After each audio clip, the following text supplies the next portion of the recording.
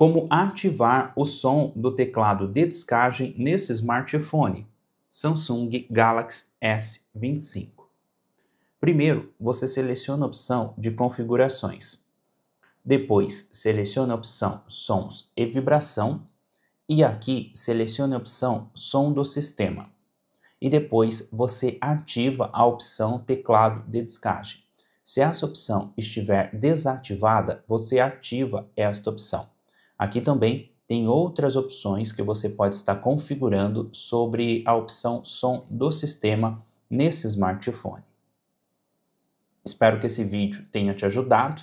Deixe seu like, participe também dos nossos grupos de promoção. Lá eu falo sobre algumas promoções, tem cupom de desconto. Também vou deixar o link na descrição.